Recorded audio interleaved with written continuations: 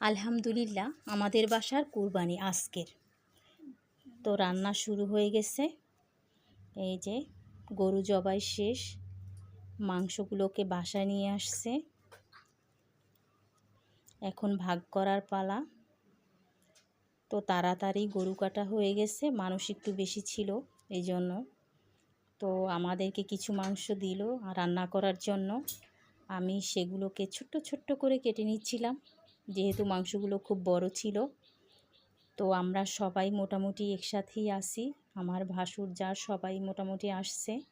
তো মাংসগুলোকে একটু ধুয়ে নিলাম। সবাই একসাথে থাকা খাওয়ার মজাই কিন্তু আলাদা, বিশেষ করে ঈদ কোরবানি যদি আসে তাহলে আমরা মোটামুটি সবাই একসাথে হই। তো আজকে মাংসগুলোকে আমি ধুয়ে নিচ্ছিলাম আর তাদের সাথে খুব কথা বলছিলাম, ভালোই লাগছিল সবাই মিলেমিশে একসাথে। এদিকে আবার দেখলাম যে ছোট ছোট বাচ্চাগুলো কিভাবে এসে বসে রয়েছে। দেখেন, এই ছোট বাচ্চাটাকে দেখলে কিন্তু আসলেই মায়া লাগে। এ শুধু 2 টুকরা মাংসের জন্য কেমন করে বসে রয়েছে দেখেন। ছোট পিচ্চিটাকে দেখলে আমার খুবই ভালো লাগছিল, যে দেখেন ছোট বাচ্চা একটু মাংসের জন্য কিভাবে এসে বসে রয়েছে। তো আমি যখন ওর সাথে একটু কথা বলছিলাম, ও একটু নিচের দিক তাকায় রয়েছিল।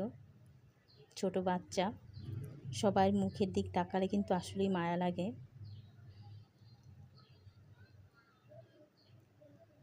এই অবস্থার মধ্যে চলতেছিল আজকে। তো এরপরে এক গাদা মানুষ আসছে, অনেক ভিড়। তো তারা দাঁড়াই রয়েছে শুধু একটু মাংস খাওয়ার জন্য, একটু মাংস পাবে এই জন্য।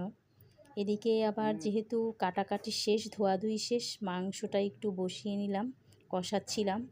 তো অনেক বেশি মাংস দেখে আমি একেবারে নাড়ার মতো অবস্থা ছিল না, মানে খুব কষ্ট হচ্ছিল। ওদিকে আবার নিচে প্রায় লাগছিল মাংসগুলো, চুলার তাপ অনেক বেশি ছিল।